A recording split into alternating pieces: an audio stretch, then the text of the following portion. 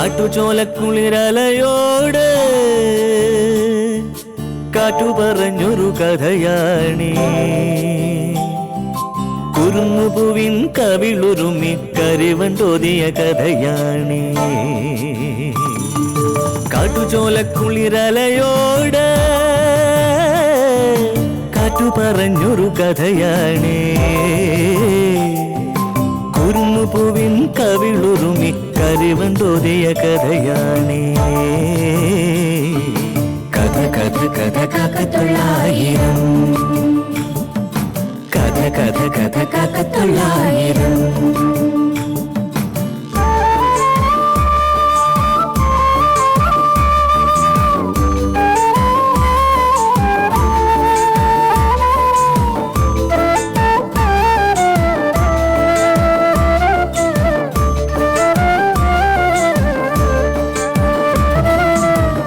കടലിന്റെ തീരത്ത്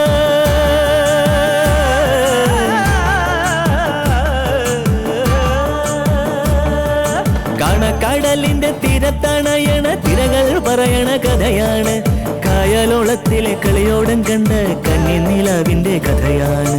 പടവരമ്പത്തെ പുൽനാമ്പിനോട് പുലരി പറഞ്ഞൊരു കഥയാണ്. മാനം മുട്ടണ കൊടുമുടിയോട് മൂവന്തി പറയണ കഥയാണ്. മൂവന്തി പറയണ കഥയാണ്. കഥ കഥ കഥ കാക്കത്തൊള്ളായിരം. 2-3 പ്രധാന പോയിന്റുകൾ അറിയണം. എങ്ങനെ ഗംഗയ്ക്ക് 5 ലക്ഷം രൂപ തടഞ്ഞെന്ന് കൃത്യമായിട്ട് മനസ്സിലാക്കണം. ഇപ്പൊ ആ പണം ആരുടെ കൈവശമാണെന്ന് കൂടി അറിയണം. എന്നിട്ട് അതിൽ നിന്ന് 1 രൂപ പോലും അവളുമാർക്ക് കിട്ടാത്ത വണ്ണം വഴി അടച്ചുകൊണ്ടാവണം നമ്മുടെ ഓപ്പറേഷൻ. അത് അത്ര എളുപ്പമുള്ള കാര്യമൊന്നും അല്ല. സൗദാമിനി പറഞ്ഞതുപോലെ ഗീത ഒരു പൊട്ടിയ, എന്നാ ഗംഗ അതല്ല, മുറ്റുപുള്ളിയ. ഒരു കല്യാണ വീട്ടിൽ നിന്ന് കാറ്റുപോലും അറിയാതെ രക്ഷപ്പെട്ടവളാ. അങ്ങനെയൊന്നും അവളെ കബളിപ്പിക്കാൻ പറ്റില്ലടി. പിന്നെ എന്ത് ചെയ്യണമെന്ന് നിങ്ങളുടെ വക്രബുദ്ധി കൊണ്ടൊന്ന് ആലോചിച്ച് നോക്ക്. ചോർത്തണം. ഗംഗയ്ക്ക് അടുപ്പമുള്ള ഏക വ്യക്തി വാര്യറാ. അയാൾ അറിയാതെ ഈ പണം അവളുടെ കയ്യിൽ വന്ന് ചേരില്ല. വാര്യരുടെ കയ്യിൽ നിന്നും സംഗതി ചോർത്തണം. നയത്തിലടുത്തുകൂടി കാര്യങ്ങൾ മനസ്സിലാക്കണം. നടന്നത് തന്നെ. നിങ്ങളെ വിറ്റ കാശുകൊണ്ടാ വാര്യര് നടക്കുന്നത്. അയാളിൽ നിന്ന് ഒരു വിവരം അറിയാൻ പോകുന്നില്ല. ഒന്നാമതേ അയാൾ നമ്മളോട് അത്ര സുഖത്തിലല്ല. എന്നാ പിന്നെ ഒരു കാര്യം ചെയ്യാല്ലേ, നീയേ ചോറെടുത്ത് വെക്ക്. വിശന്നിരുന്നുകൊണ്ട് കാര്യങ്ങൾക്കൊന്നും ഒരു നീക്കുപോക്കോട്ടാവില്ല. ചെല്ലിപ്പോ.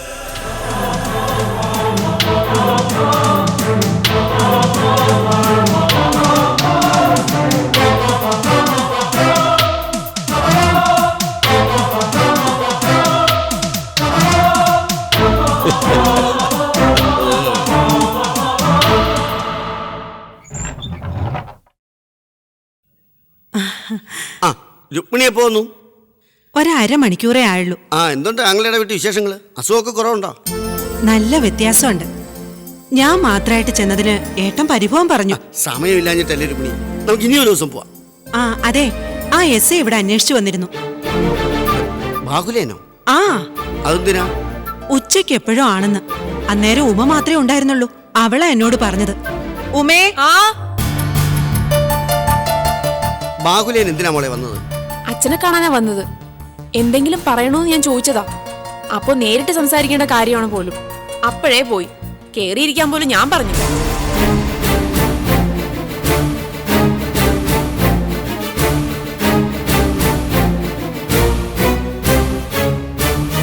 അച്ഛനിതെന്തു പറ്റി? ആളാകെ മൂഡ് ഔട്ട് ആയിരിക്കുന്നല്ലോ. അതെനിക്ക് എങ്ങനെ അറിയാം അമ്മേ? അത് കൊള്ളാം. ഇനി പുതിയ എന്തെങ്കിലും പ്രശ്നമായിട്ടാണോ എസ് ഐ ബാഹുലേൻ വന്നത്? ആയിരിക്കും മോളെ. അമ്മ ഇങ്ങനെ ഓരോന്ന് ചോദിച്ചാലേ എനിക്ക് ഗണിച്ച് പറയാനൊന്നും അറിയില്ല. അവളുടെ ഒരു പത്രാസ്.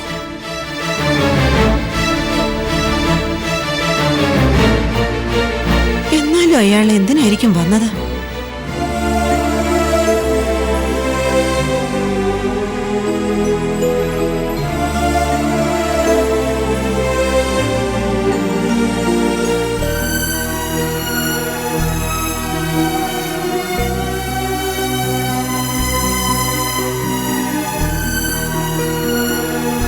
എന്തു പറ്റി അച്ഛാ? അച്ഛാ, അച്ഛ, അച്ഛൻ എന്തു പറ്റിയെന്ന്? എന്തു പറ്റാൻ? ഒന്നുമില്ല, ഒന്നുമില്ല. അച്ഛൻ അങ്ങനെ ഒഴിഞ്ഞു മാറണ്ട. അതെ, ചെറിയൊരു തലവേദന. ബാങ്കിൽ നിന്ന് ജോലി കൂടുതലായിരുന്നു. അത് കൊള്ളാം. പ്രശ്നം മറ്റെന്തോ ആണ്. എന്ത് പ്രശ്നം? അതെന്താണെന്നാ ഞാനും ചോദിച്ചത്. സോളമൻ വന്നു പോയതിനു ശേഷം അച്ഛൻ ഇങ്ങനെ മൂഡ് ഓഫ് ആയത് എന്താ? സത്യമല്ലേ? ഒക്കെ നിന്റെ തോന്നല. സോളമൻ വന്നതിന് ഞാനെന്തിനു മൂഡ് ഓഫ് ആകണം? അതാണ് എന്റെ സംശയം. അച്ഛനെ അലട്ടുന്ന എന്തോ കാര്യം സോളമൻ പറഞ്ഞിട്ടുണ്ട്. അത് ഗിരിയെ പറ്റിയായിരിക്കുമെന്ന് ഞാൻ ഊഹിക്കുന്നു. നല്ല വിശേഷമാണെങ്കിൽ അച്ഛനിങ്ങനെ പെട്ടെന്ന് വാടിപ്പോകേണ്ട കാര്യമില്ല. അപ്പൊ കുഴപ്പമാണെന്ന് ചുരുക്കം. എന്നോട് പറയാൻ പറ്റുന്ന കാര്യമാണെങ്കിൽ പറയാം. ഇനി അതല്ല ബുദ്ധിമുട്ടാണെങ്കിൽ വേണ്ട. ഉമേ, സോളമൻ അറിയിച്ചത് പറയാൻ ബുദ്ധിമുട്ടുള്ള കാര്യമാണ്. എന്നാലും പറയാം. ഗംഗ പ്രത്യാശ അർപ്പിച്ച് കാത്തിരുന്ന ഗിരി ഇനി ഒരിക്കലും മടങ്ങി വരില്ല.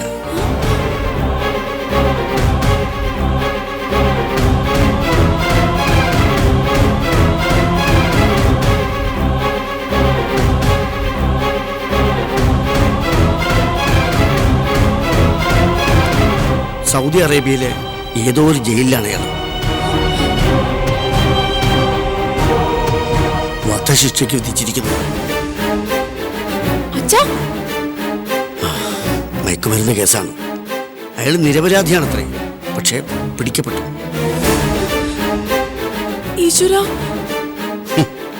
ഇത്രയും അറിഞ്ഞിട്ട് ഞാൻ മൂഡ് ഓഫ് ആകണോ അതോ ചിരിച്ചുകൊണ്ട് നടക്കണോ? ഗംഗയോട് വിവരം പറയാൻ പോയതാണ് സോളമൻ. അല്ല, എങ്ങനെ പറയും? എങ്ങനെ ഗംഗ ഈ ദുരന്ത വാർത്ത കേട്ട് സഹിക്കും? തകർന്നു പോവാ കുട്ടി. പക്ഷെ പറയാതിരുന്നാലോ? അത് അവളോട് കാണിക്കുന്ന തെറ്റല്ലേ? എന്നായാലും അറിയും. നമ്മളായിട്ട് ഇങ്ങനെ ഒരു കാര്യം മൂടി വെക്കുന്നത് ശരിയാണോ? അത് ആലോചിച്ച് തീരുമാനിക്കേണ്ട കാര്യമാണ്. ഒരുപക്ഷെ ഇക്കാര്യം എങ്ങനെയെങ്കിലും അറിഞ്ഞിട്ടായിരിക്കോ SI ബാഹുലയെ അച്ഛനെ കാണാൻ വന്നത്? ചിലപ്പോ അങ്ങനെ ആണെങ്കിലോ? ആയിരിക്കും. അതെ,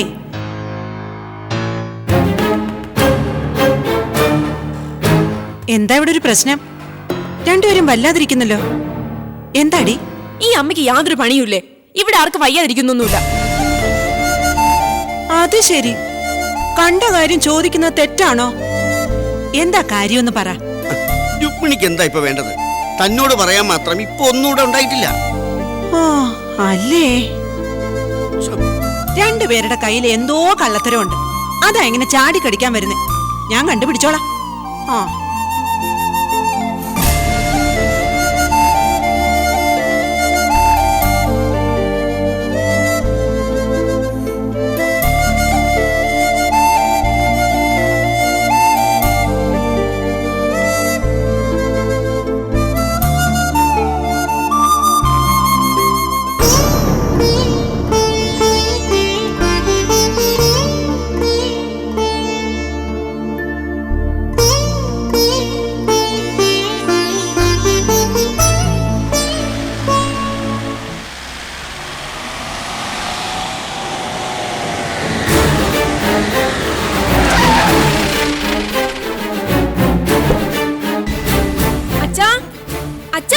എന്താടി? ഒന്നിങ്ങോട്ട് വന്നേ.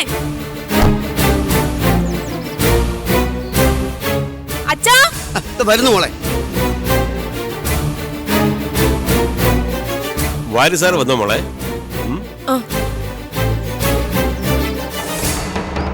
ആഹാ, ഉച്ചയ്ക്ക് ഞാൻ സാറിനെ അന്വേഷിച്ച് വന്നിരുന്നു. മോള് പറഞ്ഞു. സാർ കയറി വന്നട്ടെ.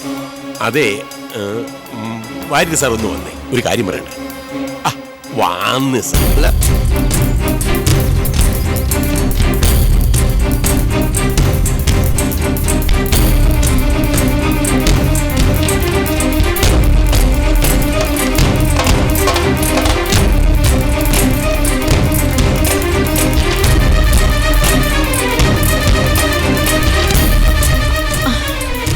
എടി ആ എസ് എന്തിനാ പിന്നെയും വന്നത്? അമ്മ അയാളോട് നേരിട്ട് ചോദിക്കും, അപ്പ അറിയാം. ഷേടാ, അച്ഛനും മകളും ഇന്ന് ഇടതു വാക്കിനാണോ എഴുന്നേറ്റത്?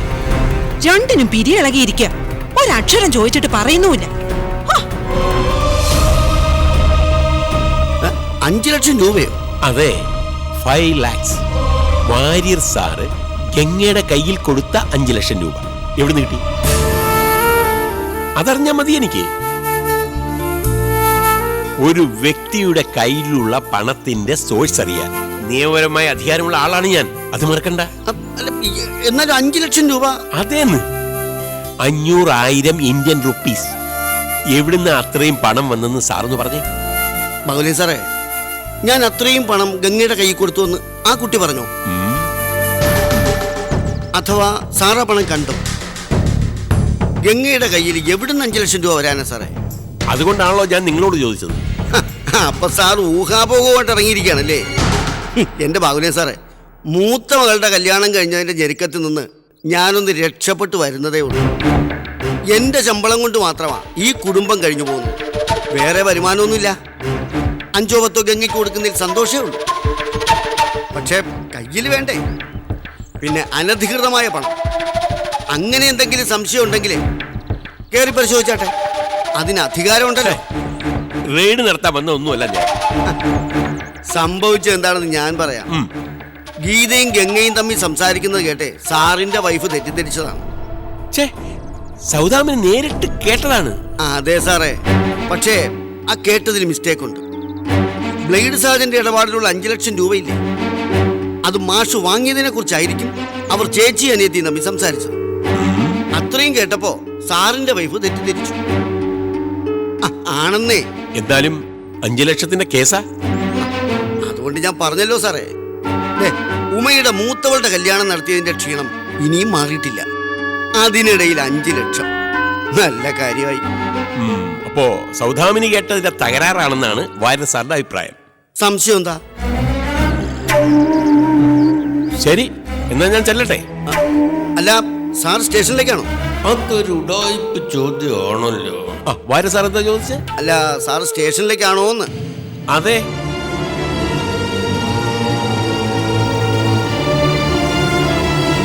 ഇതിപ്പോ അങ്ങ് കുഴയുന്ന ലക്ഷണമാണല്ലോ ദൈവമേ. ഗംഗ എങ്ങനെയാ മോളെ ഒന്ന് കോണ്ടാക്ട് ചെയ്യാൻ പറ്റുക? എന്തിനാച്ചാ? കാര്യം ഉണ്ടായിരുന്നു. ഗംഗയ്ക്കും ഗീതേച്ചിക്കും ഫോണില്ല. പിന്നെ ഇപ്പൊ എന്താ ഒരു വഴി? എസ് എന്തിനാ അച്ഛനെ കാണാൻ വന്നത്? അല്ല, അത് പിന്നെ അല്ല, എന്തോ സീരിയസ് ആയിട്ട് സംസാരിക്കുന്നുണ്ടല്ലോ. മറ്റൊന്നുമല്ല, ഈ പഞ്ചായത്ത് മെമ്പർ ഉണ്ണിത്താനോട് ഞാൻ ഗംഗയുടെ കാര്യം സൂചിപ്പിച്ചിരുന്നു. അതിനെപ്പറ്റി മെമ്പർ ബാഹുലേ സാറിനോട് സംസാരിക്കുകയും ചെയ്തു. പഞ്ചായത്ത് മെമ്പർക്ക് അതിൻ്റെതായ പവറുണ്ടല്ലോ. ഗംഗയുടെ ഉത്തരവാദിത്വം ബാഹുലേ സാർ ഏറ്റെടുത്ത കാര്യം ഞാൻ മെമ്പറെ കണ്ടൊന്ന് ബോധ്യപ്പെടുത്തണം. അത് പറയാനാ മൂപ്പര് വന്നത്. ജനപ്രതിനിധികളെ എല്ലാ പോലീസുകാർക്കും ഭയമാണല്ലോ. അത് മെമ്പർ ഓഫ് പഞ്ചായത്ത് ആയാലും മെമ്പർ ഓഫ് പാർലമെന്റ് ആയാലും ശരി. അതിന് ഗംഗയെ കോണ്ടാക്ട് ചെയ്യുന്ന എന്തിനാ? അല്ല, ബാഹുലേമ്മൻ ഇത്രയും പറഞ്ഞ വിവരം ഗംഗയൊന്നും അറിയിക്കണ്ടേ? അതിന്റെ ആവശ്യം എന്താ? എനിക്കൊന്നും മനസ്സിലാവുന്നില്ല. അതിന്റെ ആവശ്യമുണ്ട്. നീ പോയി ഇത്തിരി ജീരകം എടുത്തിട്ടോ.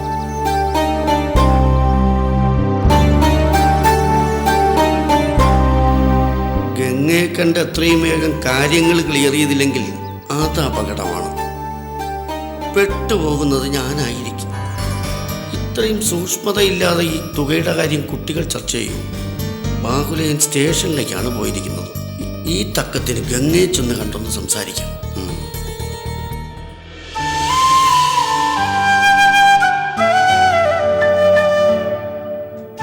അച്ഛാ,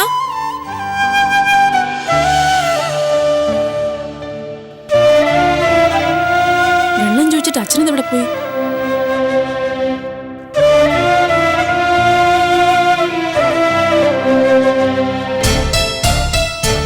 നീ സാധാരണ മട്ടി സംസാരിച്ചാ മതി. പ്രത്യേകിച്ച് ഉത്സാഹമൊന്നും കാണിക്കാൻ പോണ്ട.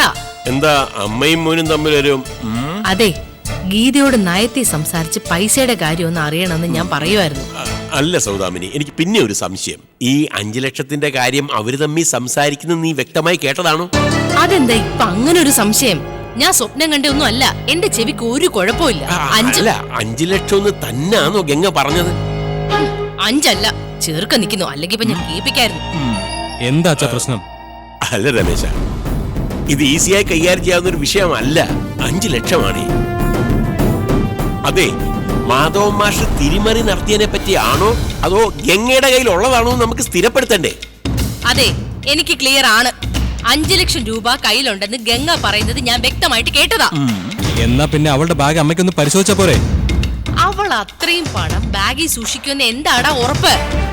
എന്നാലും നമുക്കൊന്ന് ചെക്ക് ചെയ്യാലോ. ആ, അതിനാ പ്രാന്തിയുടെ മുറിയിലാ ബാഗ് വെച്ചിരിക്കുന്നത്. പരിശോധനയ്ക്കെന്നും പറഞ്ഞ ആ മുറിയിലോട്ട് ചെന്നാലേ എന്റെ ശവം പുറത്തെടുക്കേണ്ടി വരും. നിങ്ങളെ വാര്യരെ കണ്ടെന്തോ തന്ത്രം പ്രയോഗിക്കുന്നു പറഞ്ഞിട്ട് അതെന്തായി? വാര്യരെ കണ്ടു. എന്നിട്ട് അങ്ങനെ ഒരു 5 ലക്ഷത്തെ കുറിച്ച് അയാൾക്ക് ഒരു അറിവില്ലെന്നാ പറയുന്നത്. വാര്യരുടെ സംസാരം കേട്ടാലേ 5 ലക്ഷം രൂപ എന്ന് പറയുന്ന ഒരു വാക്ക് ആദ്യമായിട്ട് കേൾക്കുന്ന പോലെ തോന്നും. ഞാൻ തിരിച്ചു മറിച്ചൊക്കെ ചോദിച്ചു, നോ രക്ഷ. പക്ഷേ വാര്യരെന്തോ ഒതുക്കുന്നില്ലേ എന്ന് എനിക്കൊരു സംശയമുണ്ട്. മൊത്തത്തില് ഒരു കള്ള ലക്ഷണമാ ആ വൃത്തിയട്ട മുഖത്തുനിന്ന് ഞാൻ വായിച്ചെടുത്തു. ഒരു തുമ്പ് കിട്ടിയിരുന്നെങ്കിൽ പിടിച്ചങ്ങ് കേറാമായിരുന്നു. ഏതായാലും വാര്യരെ ഞാൻ അങ്ങ് എഴുതി തള്ളുന്നില്ല.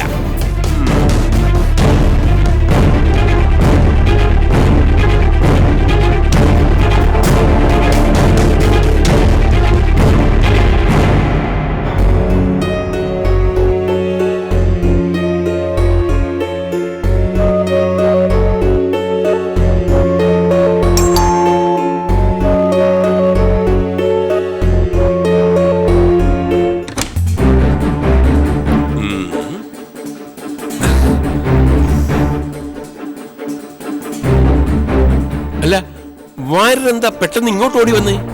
വല്ല ആപത്ത് സംഭവിച്ചോ? അല്ല, ആപത്ത് ഇല്ല. നമ്മളിപ്പോ അങ്ങോട്ട് കണ്ടു പിരിഞ്ഞതല്ലേ ഉള്ളൂ. എന്നാ പിന്നെ എന്റെ കൂടെ പോന്നാ പോരായിരുന്നു? അല്ല, അത് പിന്നെ ഓ, ഞാൻ സ്റ്റേഷനിലേക്കായിരിക്കും എന്ന് വിചാരിച്ചായിരിക്കും വാര്യർ പ്രത്യേകം ചോദിക്കുകയും ചെയ്തല്ലോ. പക്ഷേ ഞാൻ ഇങ്ങോട്ടിങ്ങ് പോന്നു. അല്ല, സത്യത്തില് ഞാൻ ഇവിടേക്കായിട്ട് വന്നതല്ല. അത് മനസ്സിലായി. അല്ല, ഇതുവഴി പോയപ്പോ വെറുതെ ഒന്ന് കേറിയതാ.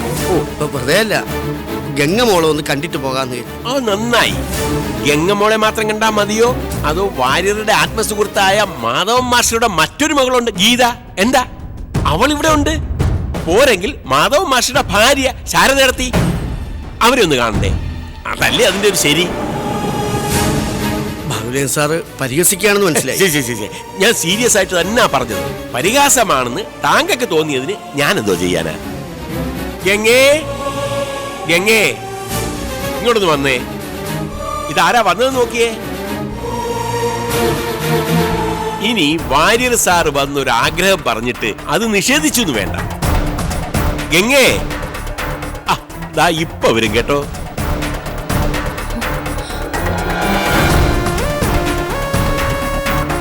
ദേ ഒരാളെ കാണാൻ വന്നിരിക്കുന്നു. വാര്യരംഗ എന്തു വെച്ച് പെട്ടെന്ന്?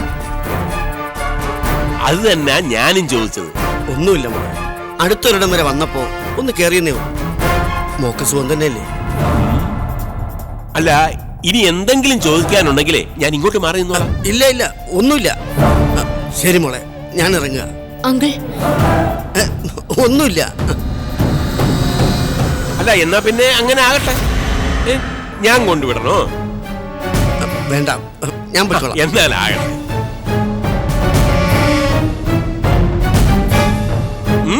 എന്ത്?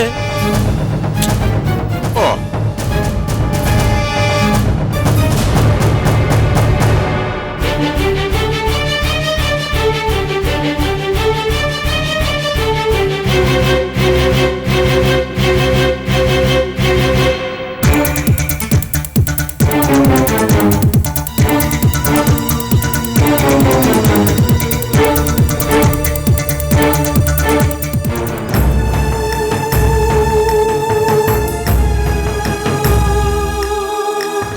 നിങ്ങളിതുവരെ പോയില്ലേ? കോളിംഗ് ബെൽ അടിക്കുന്ന കേട്ടല്ലോ. പിരിവാരോ മറ്റോ ആയിരുന്നോ? പിരിവൊന്നും അല്ല, തിരിമറിയുടെ ആളാ വാര്യര്. ആ, ഞാൻ സ്റ്റേഷനകത്താണെന്ന് കരുതി ആദ്യ പിടിച്ചു വന്നതാ കള്ള തിരുമാലി. ഠിമ്മെന്ന് എന്നെ ഇവിടെ കണ്ടപ്പോ മുഖം കടലാസ് പോലെ അങ്ങ് വിളറി. ഒന്ന് കാണേണ്ടതായിരുന്നു. എന്നിട്ട് എന്താ നിങ്ങൾ എന്നെ വിളിക്കാത്തെ? അയാളുടെ മുമ്പിൽ നീങ്ങി പോന്നാ ശരിയാവില്ല. ഞാൻ പുള്ളിയെ തന്നെ ഒബ്സർവ് ചെയ്ത് നിന്നു. ഒരു കാര്യം മനസ്സിലായി സൗദാമിനി, ഗംഗയുടെ കൈവശമുള്ള ആ 5 ലക്ഷം രൂപയില്ലേ, അത് സത്യമാണ്. ആണോ? അത്രയും വലിയ തുക അവളുടെ കയ്യിലുണ്ട് എന്ന് വാര്യർ സമ്മതിച്ചോ? അതിനക്കാരി ഇപ്പം മിണ്ടിയതേ ഇല്ല. എന്നാ സമ്മതിച്ചു എന്നുള്ള തെളിവാണ് വാര്യരുടെ ഓടിയുള്ള ഈ വരവ്. 5 ലക്ഷം ഉണ്ടെന്ന് മാത്രമല്ല, അതിന്റെ പിറകിൽ എന്തൊക്കെയോ രഹസ്യങ്ങളുണ്ട്. ഗംഗയോട് അക്കാര്യം സംസാരിക്കാൻ കൂടിയാണ് അയാൾ ഇപ്പൊ ഇങ്ങോട്ട് വന്നിട്ട് പോയത്. അതുകൊണ്ടാണ് ഞാൻ മനഃപൂർവ്വം അവിടെ നിന്നത്. എന്നിട്ട് എന്താ അയാൾ പറഞ്ഞത്? അക്കാര്യം മിണ്ടിയതേ ഇല്ല. വെറുതെ ഗംഗമ്മോടെ കുശല അന്വേഷിക്കാൻ വന്നതാണത്രേ. വാര്യർ സാറേ, വേറെ വിശേഷം ഒന്നുമില്ലേ? അവിടെ സുഖം, ഇവിടെ സുഖം. എന്നാ ഞാൻ ഇറങ്ങട്ടെ, അത്രേ സംഭവിച്ചോളൂ. ഇങ്ങനെ ഒരു ചാൻസ് ഒത്തു വന്നപ്പോ നിങ്ങൾക്ക് അങ്ങ് തുറന്നു ചോദിക്കാൻ വയ്യായിരുന്നോ? അപ്പൊ അവര് സംഭവിക്കുമെന്നാണ്. വെറുതെ അബദ്ധം പറയല്ലേ. ഞാൻ തുറന്നു ചോദിച്ചിരുന്നെങ്കിൽ അവളുടെ കള്ളി വിളിച്ചത്താകുവാനുള്ള പഴു നഷ്ടപ്പെടുമായിരുന്നു. ഗീതയും രമേശനും കൂടി വൈകിട്ട് സംസാരിച്ച് കഴിയുമ്പോ എല്ലാം വിളിച്ചത്താവും. നമ്മുടെ സംശയങ്ങൾക്ക് മറുപടിയും കിട്ടും. അതുവരെ നമുക്ക് ക്ഷമിക്കാം. അതെ, ഇന്ന് തന്നെ ഈ വിഷയത്തിനൊരു ഒത്തുതീർപ്പ് ഉണ്ടാവണം. നാളെ മറ്റൊരു തലവേദനയുള്ള ദിവസമാ CA ചന്ദ്രദാസിന്റെ പെണ്ണ് കാണൽ. അത് പറഞ്ഞതുപോലെ നാളെയാണല്ലോ. ആ, ബേക്കറി സാധനങ്ങൾ എന്തെങ്കിലും ഒന്ന് വാങ്ങിച്ചു വെക്കണ്ടേ? ഇവിടെ ഉള്ളതൊക്കെ മതി. ഇനി അതിനായിട്ടൊന്നും പൈസ കളയണ്ട. ആ, അല്ലെങ്കിലും ആ കാണ്ടാമൃഗത്തിന് എന്തിനാ ബേക്കറി? അത് ശരിയാ, ചായ തന്നെ ബുദ്ധിമുട്ടിയാ കുടിക്കുന്നത്. ആ, അല്ല, ഇങ്ങനെയൊക്കെ ആണെങ്കിലും ഇങ്ങനൊരു ചടങ്ങ് നടക്കാൻ പോകുന്ന വിവരം ഗീതയോടെങ്കിലും ഒന്ന് സൂചിപ്പിക്കണ്ടേ? ഗംഗയുടെ മൂത്തതല്ലേ അവള്.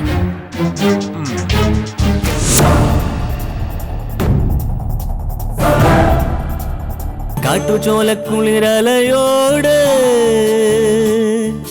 കാറ്റു പറഞ്ഞൊരു കഥയാണേ, കുറുങ്ങുപൂവിൻ കവിളുരുമി കരിവണ്ടോതിയ കഥയാണേ. കാട്ടുചോലക്കുളിരലയോട് കാറ്റു പറഞ്ഞൊരു കഥയാണേ, കുറുങ്ങുപൂവിൻ കവിളുരുമി കരിവണ്ടോതിയ കഥയാണേ.